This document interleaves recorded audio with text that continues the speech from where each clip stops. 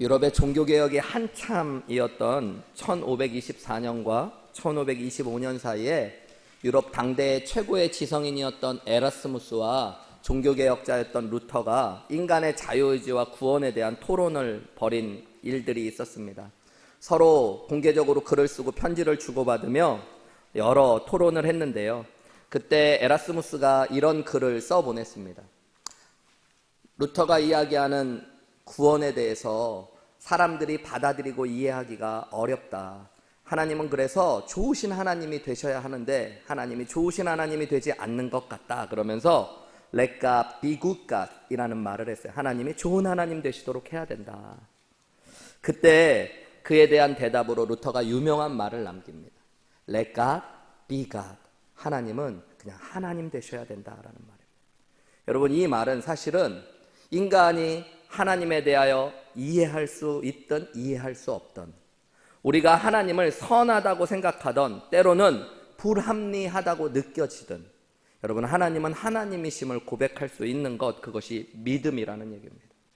많은 사람들이요, 하나님을 믿는다고 하면서 하나님도 내가 이해하려고 하고요, 모든 것들을 다 합리적으로 받아들일 수 있을 거라고 생각하는 사람들이 있습니다.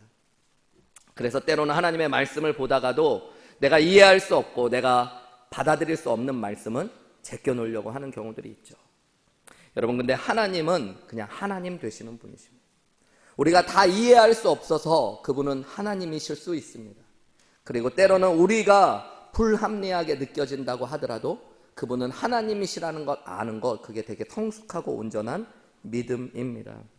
미국 미네소타에서 목회하셨던 그리고 은퇴하신 침례교회 위대한 설교자 가운데 존 파이퍼 목사님이 계십니다. 이 존 파이퍼 목사님이 하나님께 올려드릴 수 있는 최고의 영광과 찬송은 하나님을 하나님 되게 하는 것이라고 이야기했어요. 이거 참 중요한 말입니다. 여러분, 우리가 하나님께 영광 돌리고 하나님을 찬송한다고 할 때 하나님을 높인다고 하는 거죠. 근데 여러분, 하나님을 가장 높이는 게 뭘까요? 하나님을 하나님으로 고백하는 겁니다. 인간의 죄가 어디에서 시작됐어요?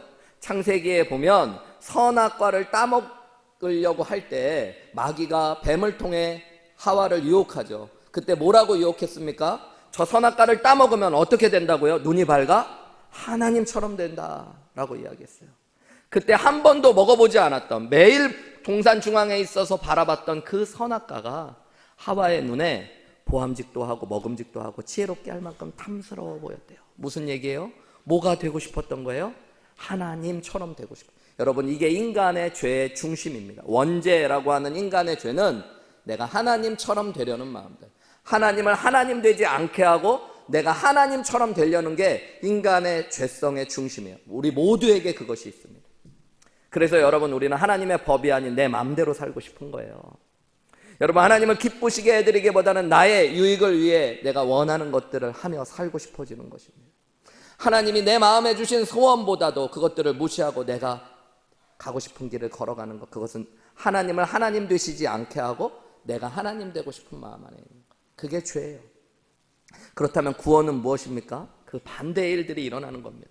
예수 그리스도의 십자가의 사랑을 통해 우리가 내가 죄인임을, 하나님이 아니고 죄인임을, 그리고 하나님이 하나님 되심을 고백하고 믿게 되는 게 구원이에요. 그래서 우리는 예수님을 믿을 때 회개와 영접이라는 믿음의 과정을 거칩니다. 이 회개가 무슨 회개일까요? 내가 그동안에 해왔던 여러 가지 거짓말, 잘못, 여러 가지 교만과 게으름, 음란, 이런 것들을 회개하는 것도 있지만, 내가 하나님을 하나님으로 믿지 않았고 내가 하나님인 줄 알고 살았습니다 라는 고백이 여러분 회개의 고백인 것입니다. 그리고 예수님을 나의 구원자와 주님으로 고백하는 거예요. 여러분, 우리가 그 믿음 위에 서 있는 줄 믿습니다. 여러분, 혹시 여러분은 하나님 노릇하며 사신 적이 없으신가요? 하나님을 정말 하나님으로 섬기고 살아가시나요? 오늘 야고보 4장 우리가 나눌 11절부터 17절까지의 본문에서 하나님을 하나님 되게 해야 되는 것이 믿음의 사람들에게 가장 선한 일이고, 그렇게 하지 않는 것이 가장 악한 일이라고 이야기합니다. 그래서 오늘 본문 말씀을 우리가 11절부터 쭉 나눌 텐데요, 결론 말씀인 17절에 뭐라고 이야기해요? 그러므로 사람이 선을 행할 줄 알고도 행하지 아니하면 죄니라. 여러분, 이거는 우리가 착한 일이 뭔 줄 알면서 하지 않는 모든 게 죄다 이런 말씀이 아니에요. 본문의 말씀을 최종적으로 살펴보시면 믿음의 사람이 하나님이 하나님이신 줄 아는 것이 선한 것이고요, 그러면서도 행하지 않는 것, 그렇게 살지 않는 것이 죄라는 이야기입니다. 야고보서는 아주 구체적으로 하나님의 말씀을 전해주는데요, 오늘 11절부터 16절까지의 말씀을 좀 더 자세히 살펴보면서 야고보가 믿음의 사람들이 어떻게 하나님 노릇을 하며 살아가고 있는지, 그리고 하나님을 어떻게 하나님 되게 하셔야 되라고 이야기하고 있는지 좀 더 구체적으로 은혜를 나누어 보기 원합니다. 첫 번째로 여러분, 우리가 기억해야 될 것은 믿음의 사람은 다른 사람에 대해서 하나님이 하나님 되시게 해야 됩니다. 이 얘기는 역으로 얘기하면 다른 사람에 대하여 내가 하나님 노릇하면 안 된다는 얘기예요. 11절과 12절 말씀 우리 같이 읽어볼까요? 시작. 형제들아, 서로 비방하지 말라.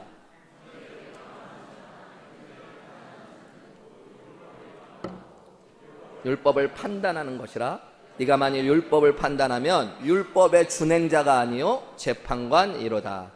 입법자와 재판관은 오직 한 분이시니 능히 구원하기도 하시며 멸하기도 하시느니라. 너는 누구이기에 이웃을 판단하느냐. 야고보는 본문 11절과 12절에서 형제, 그러니까 믿음의 지체들을 판단하거나 비방하지 말라라고 얘기해요. 그리고 그것이 마치 뭐와 똑같은 죄라고 이야기하냐면 하나님의 말씀을 비방하고 판단하는 거와 똑같은 죄라고 이야기합니다. 말씀의 입법자 되시고 심판자 되시는 분은 하나님이시고 우리는 말씀의 준행자인데, 말씀에 대하여 비판하고 판단하는 것이 죄이듯이 형제를 비방하고 판단하는 것도 죄라는 이야기입니다. 근데 오늘 우리는 이 말씀이 바로 확 와닿지는 않을 수 있어요. 왜냐하면 오늘날 우리는 하나님의 말씀의 권위가 땅에 떨어진 시대를 살고 있기 때문이에요. 그래서 심지어 신학자들도 여러분 하나님의 말씀을 비방하고 판단하기도 합니다. 어떤 것은 하나님의 말씀이다, 어떤 것은 하나님의 말씀이 아니다. 여러분도 그러지 않아요? 설교를 들으면서 오늘 설교는 좀 좋았네, 나빴네, 말씀을 읽으면서 이 말씀은 좀 이상하네, 아니네. 그런 시대를 살고 있는 우리는 이 말씀을 원래 적었던 1세기 야고보의 마음과 초대교회 교인들의 마음을 제대로 이해할 수 없습니다. 사실 이 말씀은 어떤 배경 가운데 적혀진 말씀이냐면요, 야고보는 어떤 사람이었냐면 예수님의 동생이죠. 그래서 여러분 유대인이었습니다. 그리고 유대교를 믿었던 사람이에요. 그러다가 예수님의 부활을 보고 예수님을 믿게 되고 예루살렘 교회의 지도자가 되었어요. 야고보가 주로 사역했던 교회는 예루살렘 교회였어요. 이 예루살렘 교회에는 유대인이면서 유대교를 믿다가 예수님을 믿게 된 사람들이 많이 있었던 교회입니다. 1세기에 유대인이면서 유대교를 믿었던 사람들은 하나님의 말씀을 어마어마하게 경외했어요. 여러분, 그 하나님의 말씀을 함부로 판단하고 비방한다는 건 그들의 인생에 있어서 가장 큰 죄라고 생각했습니다. 말씀을 들을 때마다 읽을 때마다 그들은 자신의 몸을 정결하게 위하여 정결의식을 행했고요, 하나님의 말씀이 들리면 그 말씀을 그저 아멘으로 받고 어떻게 그대로 행할까에 대해서 고민했던 사람들이에요. 그들이 하나님의 말씀을 비방하고 판단한다는 건 상상도 못하는 죄입니다. 왜냐하면 그들이 생각했던 구약의 성경 말씀은 하나님이 정하신 말씀이고 하나님이 그 말씀대로 사는지 아닌지를 우리를 심판하실 분이니까, 우리는 그 말씀을 만든 사람도 아니고 그 말씀대로 행해야 되는 사람이라는 철저한 믿음이 있었기 때문에 말씀에 대한 비방과 판단은 상상할 수도 없는 죄예요. 그런 의미로 본다면 오늘 뭐라고 얘기하는 거예요? 야고보가 11절에 형제들아, 서로 비방하지 말라. 형제를 비방하는 자나 형제를 판단하는 자는 무엇과 똑같냐면 율법을 비방하고 율법을 판단하는 죄와 똑같다는 얘기예요. 율법을 비방하지 말라, 판단하지 말라는 교훈을 던지는 게 아니라 그건 너무 당연한 얘기였기 때문에 형제를 비방하고 판단하는 것이 그거와 똑같은 죄래요. 그러면서 12절에 뭐라고 그럽니까? 입법자와 재판관은 오직 한 분 하나님이시니 능히 구원하기도 하시며 멸하기도 하시니라. 너는 도대체 누군데 이웃을 판단하느냐라고. 여러분, 우리가 이웃을 판단하는 게 그 자체로도 나쁜 것이지만 믿음의 사람에게 있어서는 하나님 노릇하는 것이라고 이야기하는 거예요. 말씀을 하나님이 만드셨고 그 말씀을 마지막 판단하시는 분도 하나님이시듯이, 여러분, 내가 판단하고 비방하고 있는 그 믿음의 형제, 그 사람을 만드신 분 하나님이시래요. 그리고 그 사람을 구원하신 분도 하나님이시고 그 사람을 빚어가는 분도 하나님이세요. 그런데 내가 그 사람을 함부로 비방하고 판단해요? 나도 모르게 하나님의 자리에 앉아 있는 것이라고 이야기하고 있는 것입니다. 형제를 비방하다라고 번역된 이 헬라어 단어 원어는 카탈랄레오라는 단어인데, 이 단어는 상대방을 얕잡아 본다, 깔본다라는 뜻을 가지고 있어요. 여러분, 우리가 누군가를 비판하고 판단할 때 전제가 되는 게 있습니다. 내가 그 사람보다 낫다고 생각하는 거예요. 그래서 우리는 누군가를 비판하고 판단해요. 여러분, 그 높아진 마음이 결국 내가 하나님의 자리에 서는 겁니다. 여러분, 왜 이게 문제예요? 우리는 하나님이 아니기 때문에 문제인 거예요. 여러분, 그래서 우리는 다 알지 못하는 유한한 인간이라는 걸 알아야 되고요. 결국 나도 하나님께서 만드셨고 구원하셨고 빚어가고 있고 나중에 최종적으로 심판받아야 될 사람이지, 내가 누군가를 심판할 대상이 아니라는 거예요. 여러분, 믿음의 사람들이 얼마나 많이 사람들을 비판하고 판단합니까? 교회를 다니면 똑똑해지죠. 그래서 여러분, 그 말씀을 나한테 대입하는 게 아니라 자꾸 사람들한테 이야기하죠. 여러분, 그것이 내가 하나님의 자리에 앉아있는 증거일 수 있습니다. 입술로는 말로는 예수 그리스도를 주인이라고 고백하고 하나님을 주인이라고 그러면서 여러분, 우리는 끊임없이 아이들을 판단하고 비판해요. 부모가 돼서 여러분, 아이들에게 하나님의 자리에 앉는 거예요. 어떤 부모님들은 그렇게 이야기해요. 야, 내가 너를 모르냐? 내가 엄마인데 아빠인데 내가 너보다 너를 훨씬 더 잘 알지? 여러분, 근데 우리가 아는 모습이 그 아이의 전부도 아니고 우리는 그 아이들이 앞으로 어떻게 될지 아무도 모릅니다. 어떤 목사님이 그러시더라고요. 자기 부모님이 너 그렇게 공부 안 하면 나가서 남들한테 밥도 제대로 얻어먹지 못한다고 맨날 어머님이 그러셨대요. 근데 그 목사님이 큰 교회 목사님 되거든요. 그래갖고 어머니 아버지한테 그래요. 요즘 나 밥 진짜 잘 먹고 잘 산다. 그죠? 우리가 다 몰라요, 여러분. 어떤 사람을 볼 때 그 사람이 자라온 환경, 배경, 그 사람이 처한 상황, 마음, 우린 다 모르잖아요. 그런데 여러분, 우리가 얼마나 하나님처럼 교만하여 함부로 판단하고 비판합니까? 여러분, 배우자에 대해서 비방의 말, 판단의 말들을 멈추십시오. 자녀들에 대해서도 하나님 노릇하지 마십시오. 여러분, 우리가 얼마나 교만해요? 세상 지도자들도 우리는 다 판단하고 비판하잖아요. 대통령들. 여러분, 많이 비판하고 판단하셨죠? 여러분, 대통령 중에 여러분보다 못한 사람 많지 않습니다. 진짜예요, 여러분. 나름 다 공부도 하고 똑똑한 사람들이에요. 근데 그 자리가 어려운 자리예요, 여러분. 어떤 상대방들은 항상 흔들려고 하는 사람들도 있고 책임도 무겁고 결정도 많아서 잘한 것은 본전이고 실수하면 어려운 자리라서 여러분 비판은, 여러분이 하면 잘할 것 같죠? 근데 안 그렇다니까요. 그러니까 우리는 그걸 모르고 막 비판하고 판단하는 거예요. 내가 하면 진짜 잘할 것 같이 그 순간은 착각하니까 그러는 거예요. 근데 여러분만 모르지 여러분이 하면 안 된다는 거 다 알아요, 주변 사람들은. 여러분 부인도 알고. 여러분 목회자도 담임 목사 되게 쉬워 보이죠? 그러니까 여러분 가끔 맨날 식탁에다가 올려놓고 저 씹어대실 때 있잖아요. 네, 여러분 해보십시오. 여러분, 우리는 다 몰라요. 그리고 결국 최종적으로 판단하실 분은 하나님이신 거예요. 그분을 만든 분도 하나님, 그분을 구원해서 빚어가시는 분도 하나님. 그래서 여러분, 절대 형제를 비방함으로 하나님의 자리에 서지 마셔야 됩니다. 그래서 여러분, 그런 마음이 있어야 돼요. 내가 잘 모르니까 그 사람 입장에서는 그럴 수 있었겠지, 그럴 수 있지, 이런 마음이 필요해요. 우리 교회에서 저랑 같이 항상 옆에서 사역하는 구자원 목사님이 언젠가 한번 그런 얘기 하더라고요.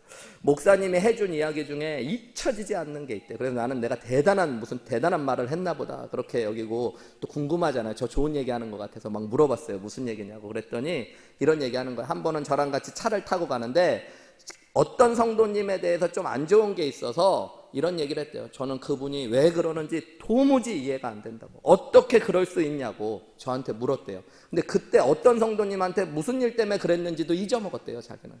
그런데 제가 1초도 쉬지 않고 이렇게 얘기했대요. 그럴 수 있어. 그럴 수 있지. 그분 상황에선 그럴 수 있었을 거야. 제가 그랬대요. 근데 그게 너무 충격적이었대요. 그 뒤로 그게 계속 떠올랐대요. 그럴 수 있지. 그럴 수 있어. 자기는 그걸로 아내를 볼 때, 아내가 보면서 좀 힘들면 그럴 수 있지, 그럴 수 있어. 다른 사람을 볼 때도 힘들면 그럴 수 있지, 그럴 수 있어. 내가 몰라서 그렇지 그분의 상황에선 그럴 수 있었을 거야. 그 말이 많이 떠오른다는 얘기를 하더라고요. 여러분 한번 저를 따라해 보세요. 그럴 수 있지. 그럴 수 있어. 여러분 이렇게 생각하시면 돼요. 내가 잘 몰라서 그래요. 여러분 내가 사람을 보면서 어떻게 도대체 그럴 수 있지? 이렇게 생각하는 거예요. 난 도무지 이해가 안 돼. 그러면서 우리는 판단하고 비판하죠. 여러분 근데 학생이 수학 문제를 딱 받아들었는데 도무지 이해가 안 돼. 그럼 여러분 문제가 문제일까요? 내가 문제일까요? 이해를 못하는 내가 문제인 경우가 많이 있어요. 그래서 여러분 누군가를 판단하고 비판하기 이전에 내가 하나님이 아니라는 걸 기억하셔야 돼요. 한국에서 목회하다 은퇴하신 이재철 목사님이라는 분이 계시죠. 그분이 설교에서 이런 얘기하는 것을 한번 들은 적이 있습니다. 한국 교회나 목회자들의 문제를 들을 때 그 문제들이 대부분 자격이 안 되고 또 실력이 없고 부족한 목회자들이 자꾸 양성돼서 그런다는 생각을 하신 적이 있으셨대요. 특별히 한국에 교육부 인가를 받지 않은 무인가 신학교들이 있고 신학원들이 있으니까 그런 곳을 나와서 목사님이 되시는 분들 중에 실력도 갖춰지지 못하고 준비가 덜 돼서 목사님을 하다가 문제를 일으킨다라는 생각을 가지시고 그런 신학교, 그런 데 나온 목회자들을 판단하고 비판한 적이 속으로 있었다고 이야기하시더라고요. 한 번은 목회를 하다가 봉천동에 있는 큰 교회에서 집회를 할 기회가 있어서 집회를 하시고 낮에 점심에 그 지역에서 개척교회를 하시는 젊은 목사님 3분과 식사를 하게 되셨대요. 요즘에는 봉천동이 많이 개발이 돼가지고 뭐 다 아파트들이고 그런데 옛날에는 그 산 위에 천막집들이 많이 있었거든요. 그래서 다 어렵게 개척을 해서 어려운 목회를 하시는 신실하신 목사님들 3분과 식사를 하는데 그분들이 어떻게 봉천동에 있는 천막촌에서 교회를 개척하고 목회를 하게 됐는가 물어봤더니 이렇게 이야기하시는 거예요.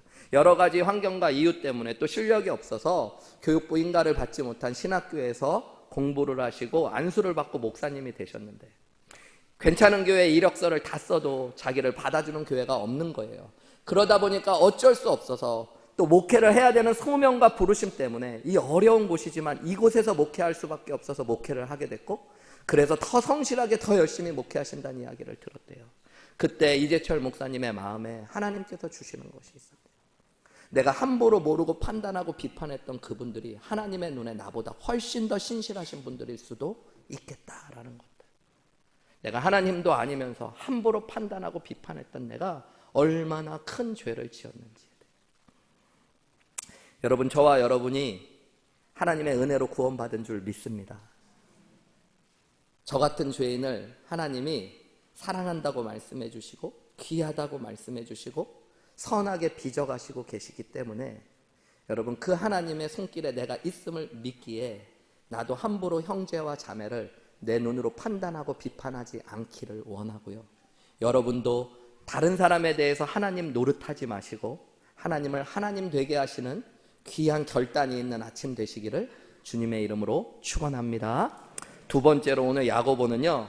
자신의 인생에 대해서도 하나님이 하나님 되게 하는 것이 성숙한 믿음이라고 이야기해주고 있어요.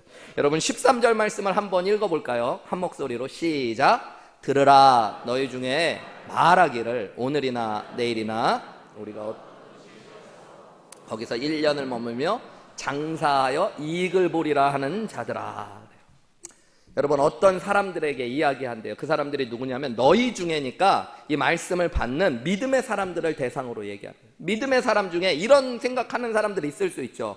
오늘이나 내일 어떤 시간에 어떤 도시에 가서 어떤 장소에 가서 1년을 머물며 기간도 정하고요. 무엇을 할지 장사를 해가지고 어떤 목적을 이룰지 이익을 보리라. 이 짧은 문장에 여러분 구체적인 계획이 있는 거예요. 여러분 이거 나쁜 거 아니죠. 예, 구체적인 장소, 시간, 기간, 무엇을 할지 어떤 목적을 이룰지에 대한 계획을 가진 사람들을 향해서 이야기하고 있어요. 여러분 이 자체는 아무 문제가 없습니다. 장사를 한다는 것도 잘못이 아니고 계획을 세우고 살아간다는 것도 나쁜 것이 절대로 아닙니다. 이익을 보는 것도 나쁜 것이 아니에요. 그런데 문제는 무엇일까요? 14절 말씀 우리 같이 읽어볼까요? 시작. 내일 일을 너희가 알지 못하는도다. 너희 생명이 무엇이냐? 너희는 잠깐 보이다가 없어지는 안개니라. 15절도 읽어볼까요? 시작. 그래서 너희가 도리어 말하기를 주의 뜻이면 우리가 살기도 하고 이것이나 저것을 하리라 할 것이니. 여러분, 무슨 이야기를 하는 걸까요? 이 사람이 믿음이 없다면 그럴 수 있습니다. 근데 믿음이 있는 사람이라면 중요한 것들을 빼먹고 있었어요. 자신이 유한하다는 걸 몰라요. 내가 1년을 살 수 있을지 없을지 여러분, 사람이 어떻게 압니까? 인간은 다 여러분 생명이 끝날 날이 있는 사람들이에요. 그리고 자신의 능력으로는 모든 일이 자기의 계획대로 될지 안 될지를 확신할 수 없다는 것을 아는 것, 그게 인간의 지혜고 그게 믿음입니다. 왜냐하면 나는 하나님이 아니거든. 근데 여러분, 인간이 이 당연한 걸 잘 몰라요. 진짜 믿음이 없으면. 다른 사람에 대해서는 알아요. 근데 나에 대해서는 잘 몰라요. 저는 정말로 담배 많이 피신 성도님 중에 폐암에 걸렸는데 그분이 저한테 이런 얘기하는 거예요. 목사님, 저는 세상에 모든 사람이 다 폐암 걸려도 자기는 안 걸릴 줄 알았대요. 자기는 걸릴 줄 몰랐대요. 여러분, 근데 참 어리석은 거 아니에요? 그 옆에 있는 부인은 우리 남편 언젠간 걸려도 걸릴 줄 알았다고 그러던데요. 근데 진짜 자기는 몰랐어요. 여러분, 근데 인간이 진짜 그래요. 세상 사람 다 죽지, 그런데 나는 죽을 거 모르고 살아가는 경우가 많이 있습니다. 여러분, 사람이 어떻게 모든 걸 다 알아 그러지만 자기는 다 아는 것처럼 살아가요. 인간의 유한성을 모르고 살아가는 거예요. 그래서 믿음이 있는 사람은 시편 90편 12절에 모세처럼 고백하는 거예요. 주여, 우리에게 우리날 계수함을 가르치사 지혜의 마음을 얻게 하여 주옵소서. 자신을 무한한 하나님처럼 생각하고 자신이 계획을 세우고 그 모든 것이 자신의 뜻대로 이루어질 거라고 생각한 것, 그것이 문제라는 것입니다. 어떻게 고백해야 돼요? 주님의 뜻이라면, 주님이 허락하신다면. 여러분, 이것이 믿음의 대답이라는 것입니다. 이 사람의 계획에는 하나님이 빠져 있잖아요. 주님의 뜻을 구하지도 그러니까 않는 것이잖아요. 성숙한 믿음의 사람은 한마디로 자신의 삶에 대해서 하나님의 역할을 하지 않습니다. 자신의 삶의 주관자가 더 이상 내가 아니라 하나님이시라는 것들을 알고 고백할 수 있는 사람인 것이에요. 근데 우리 모두가 다요, 머리로는 알고 입술로는 예수 그리스도를 하나님을 주인이라고 그러면서 실제로는 내가 내 인생에 하나님처럼 살아가는 경우가 많이 있습니다. 여러분, 내가 어떤 일을 계획해도 그 일을 이루시는 분은 하나님이신 줄 믿으셔야 됩니다. 그래서 잠언 16장 9절은 사람이 마음으로 자기의 길을 계획할지라도 그 길을 인도하시는 분은 여호와라고 고백하고 있습니다. 여러분, 내가 계획을 세우는 것이 나쁘다는 얘기 하는 거 아닙니다. 규모 없이 살라는 이야기 하는 거 아닙니다. 그러나 여러분, 믿음의 사람은 나는 유한하고 하나님이 아니라는 걸 아셨고 또 하나님이 내 인생의 주관자시라는 것들을 아셔야 돼요. 그래서 하나님이 내 인생의 하나님 되시게 해야 됩니다. 이걸 알다 보면 여러분, 계획을 세울 때부터 주님의 뜻을 먼저 묻게 되어져요. 그리고 주님의 뜻이 어디에 있는가를 날마다 겸손하게 바라보며 나아갑니다. 그리고 주님이 내가 원하시는 것들을 함께 이루실지에 대해서도 기대하게 되어지는 거예요. 빌립보서 2장 13절에는 너희 안에 행하시는 이는 하나님이시니 자기의 기쁘신 뜻을 위하여 너희를 소원을 두고 행하신대요. 여러분, 예수님을 믿고 나면 하나님께서 우리 안에 기쁘신 뜻을 소원을 두고 행하게 하시는 분이세요. 그래서 믿음이 점점 더해져 갈수록 내 마음의 소원이 하나님의 기쁘신 뜻과 맞아지는 것입니다.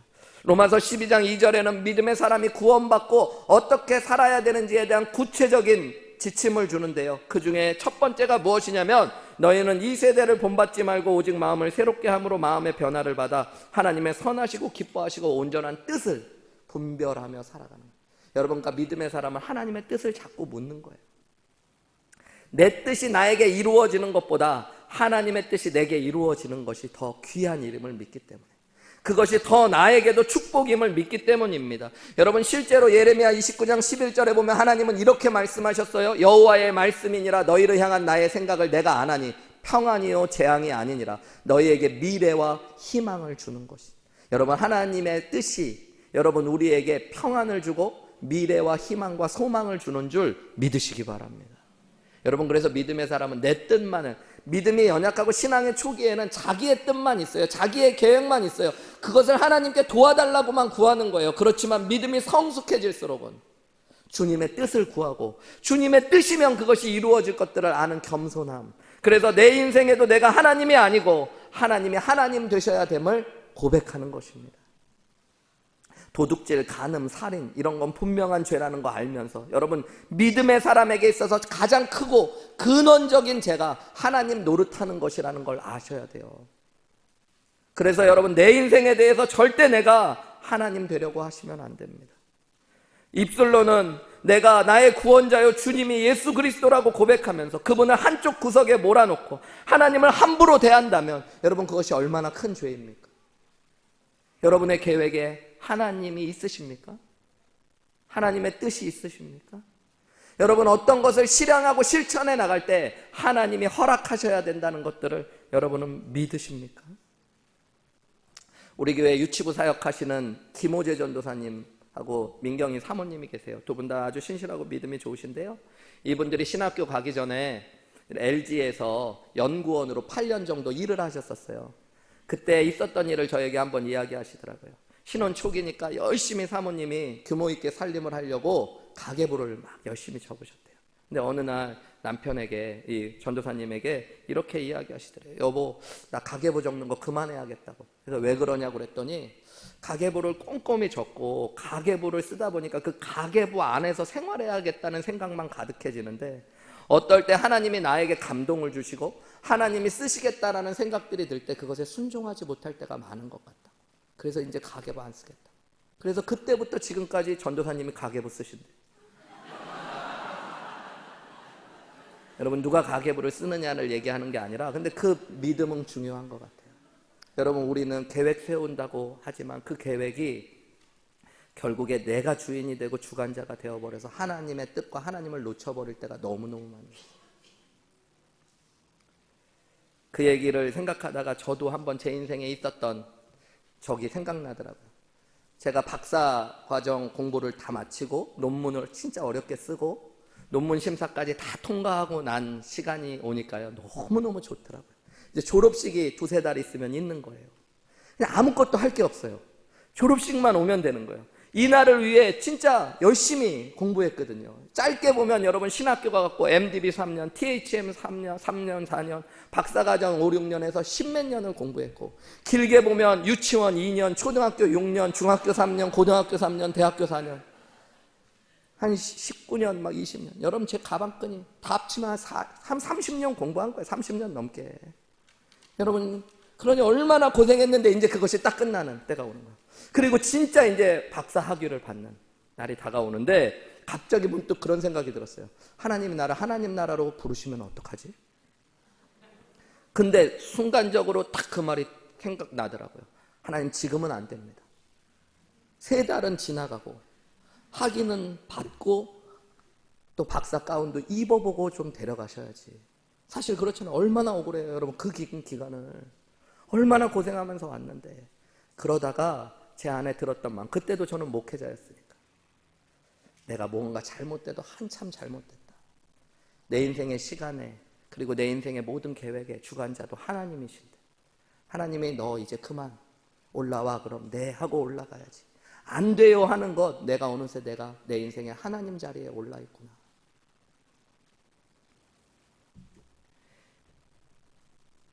여러분 오늘 이 아침에 여러분의 인생의 진짜 주인이 누구이신지 스스로에게 한번 질문해 보십시오. 말로만 하나님을 나의 주인이라고 그러면서 여러분이 계획을 다 세우고 여러분이 수고하고 애쓴 대로 여러분이 원하는 대로 모든 일이 이루어질 거라고 생각하고 있다면 여러분도 하나님의 노릇을 하며 여러분의 인생을 살아가고 계신 것입니다. 여러분 누가 여러분의 인생에 하나님 자리에 앉아 계십니까? 누가 진짜 여러분의 인생의 주인이십니까? 여러분의 돈을 사용할 때마다 여러분 누가 주인이세요? 여러분의 시간을 사용할 때 여러분 진짜 누가 주인이십니까? 어떤 중요한 일을 결정할 때마다 여러분 누가 주인이세요? 여러분 오늘 이 귀한 주일 아침 내 인생에 내가 하나님 되지 마시고 레카 비가 하나님이 하나님 되게 하실 수 있는 저와 여러분들 되시기를 주님의 이름으로 축원합니다. 마지막 3번째로 여러분 하나님이 주신 축복으로 하나님의 영광을 가로채지 않는 것, 그것이 우리가 하나님을 하나님 되게 하는 것입니다. 우리 16절 말씀 한 절 다 같이 읽어볼까요? 시작. 그러한 자랑은 다 악한 것이라. 여기 보면 악한 것이라는 게 나오죠. 여러분, 이 야고보서 4장 11절부터 17절까지의 본문을 우리가 살펴보고 있는데 보니까 여기서 악한 것, 선한 것은 그냥 일반적인 착한 일, 나쁜 일이 아니었어요. 그죠? 하나님을 하나님 되게 하는 것이 선한 것이고 그렇지 못한 것이 악한 것이었습니다. 그런 의미로 보면 이 16절 말씀 하나도 띄어서 보면 여러분, 이 땅에 허탄한 자랑을 하는 것, 그것이 우리가 하나님 노릇하는 것이고 하나님을 하나님 되지 못하게 하는 것이라고 이야기하고 있는 것입니다. 여러분, 실제로 그렇지 않습니까? 여러분, 우리가 이 땅에서 자랑하는 것들 가만히 보면 그것이 유한한 것이라는 것들, 그리고 이 땅의 것들이 영원하지 않다라는 것들을 모르기 때문에 자랑하는 겁니다. 그리고 그것을 내가 이루고 내 것이라고 생각하니까 자랑하는 거예요. 여러분, 우리가 자랑하는 게 뭐예요? 집을 자랑하고 차를 자랑하고 물질을 자랑하는 분들도 있죠. 어떤 분들은 자신의 미모, 건강, 외모 이런 거 자랑하는 분들도 계실 수 있죠. 여러분, 지식을 자랑하는 분들도 있고 자신의 부를 자랑하고 명예를 자랑하는 분들도 있을 수 있습니다. 그런데 여러분, 그거 다 안개처럼 지나갈 것들입니다. 그래서 오늘 본문의 말씀대로 보면 허탄한 것들이에요. 이 허탄하다라고 번역된 말이 영원하지 않고 의미 없어질 것들이라는 거예요. 여러분, 세상의 모든 것들을 누렸던 솔로몬이 전도서 1장 2절에 뭐라고 고백해요? 모든 것이 헛되고 헛되며 헛되고 헛되니 모든 것이 헛되대요. 여러분, 얼마나 헛되면 헛되고 헛되며 헛되고 헛되니 모든 것이 헛되대요. meaningless, meaningless, utterly meaningless, everything is meaningless. 여러분, 사실 이 땅에 있는 거 영원한 게 없어요. 여러분, 자기 외모 자랑하는 사람만큼 어리석은 것도 없죠. 그거 노력해서 얻은 것도 아니고 타고난 건데, 그죠? 그걸 뭘 그렇게 자랑합니까? 근데 세상에서 외모만큼 자랑하는 것도 없죠. 키 이런 거 자랑 참 어리석어. 여러분, 외모 여기 저보다 나이 많으신 분들도 많으신데요, 옛날에 다 예쁘셨죠? 다 멋있으셨고 한때는. 근데 다 어디 가셨어요?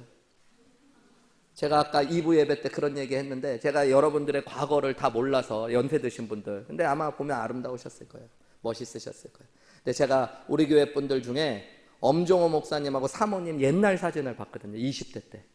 정말 놀랐어요. 사모님 지금도 아름다우신데 여러분, 20대 때는 진짜 올리비아 하세 같이 생기셨다.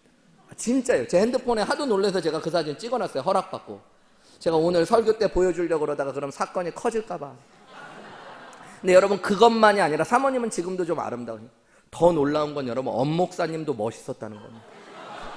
제 2부 때도 말씀드렸어요. 엄 목사님한테 허락받고. 여러분, 엄청 멋있게 괜찮으셨어요. 머리도 많으셨고 몸도 괜찮으시고. 여러분, 그러니까 그거 다 헛되고 헛된 거라는 얘기 드리는 거예요. 다 지나가요. 네.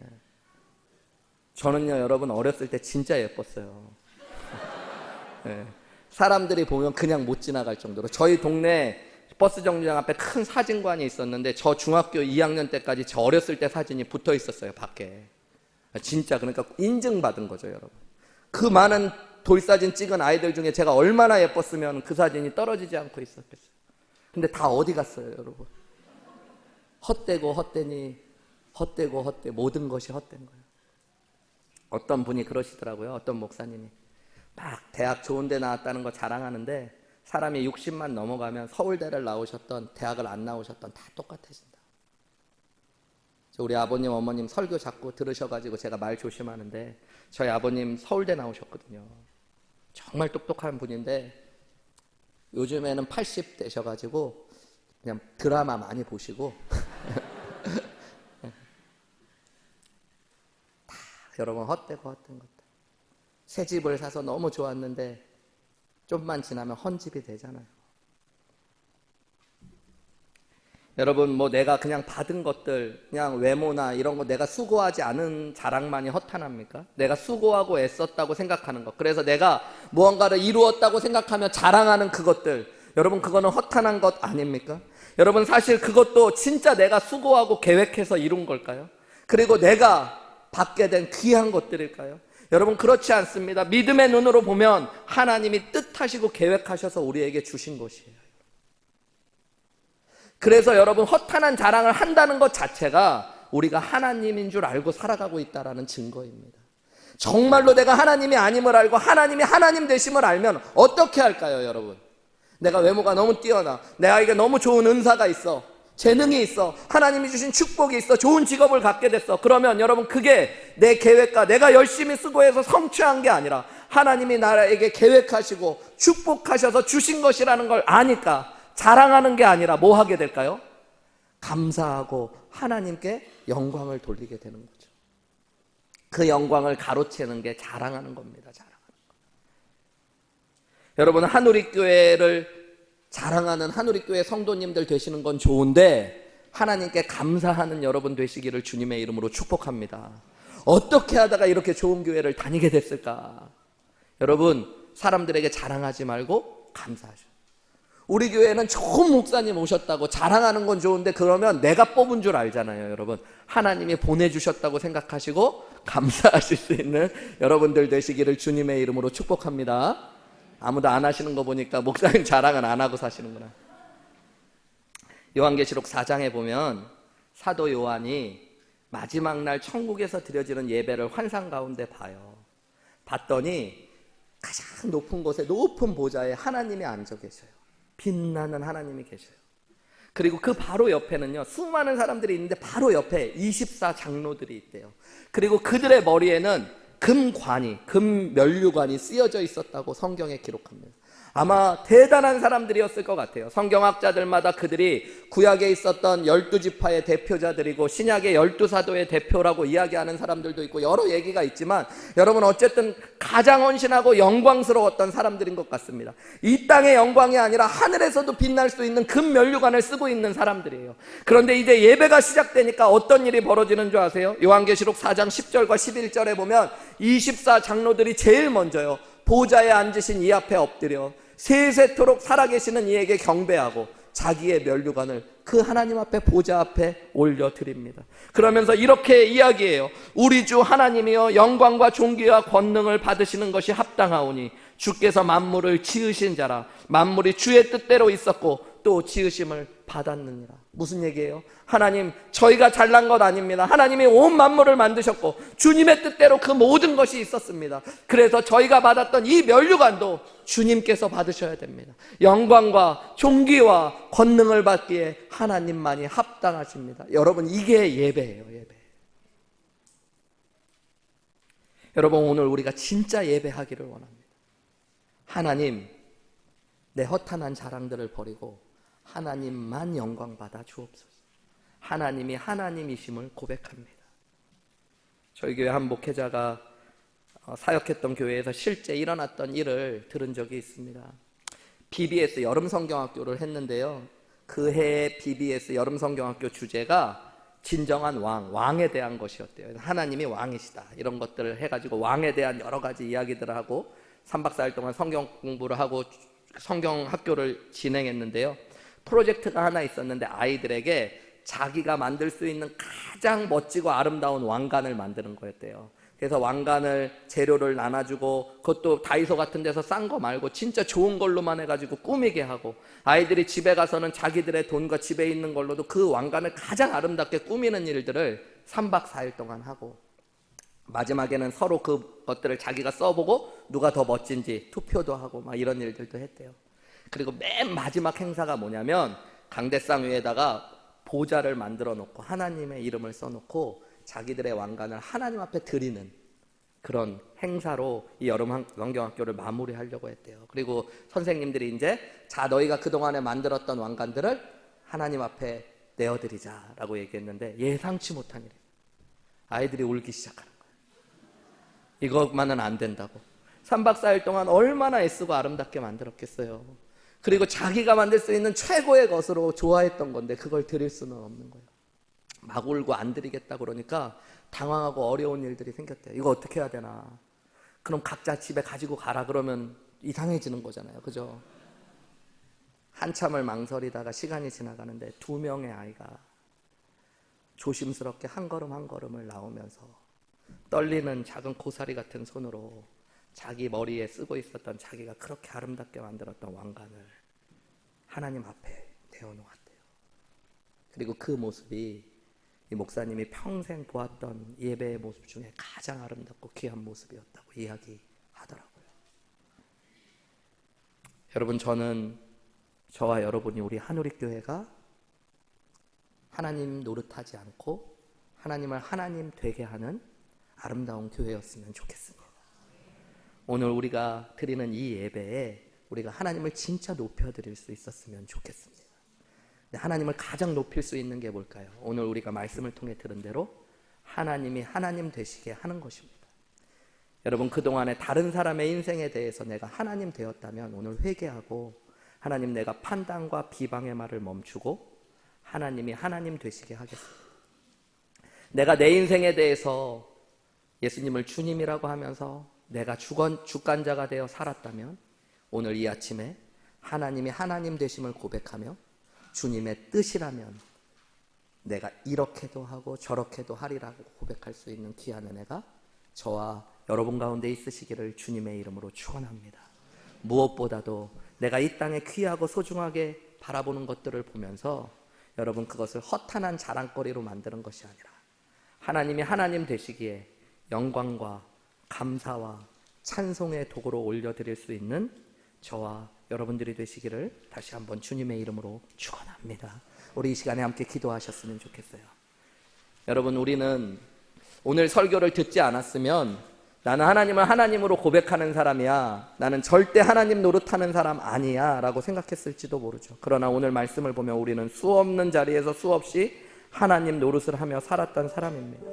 하나님이 하나님 되시지 않게 했던 사람들입니다. 여러분, 오늘 말씀을 바라보면서 하나님 주신 말씀처럼 내 인생에 하나님이 하나님 되시기를 원합니다. 다른 사람에 대하여, 나의 인생에 대하여, 그리고 이 땅의 귀한 것들을 바라보며 내가 하나님 되지 않게 하시고 하나님을 하나님 되게 하기를 원합니다. 이렇게 함께 기도하며 고백하며 나아가시겠습니다. 기도하시겠습니다.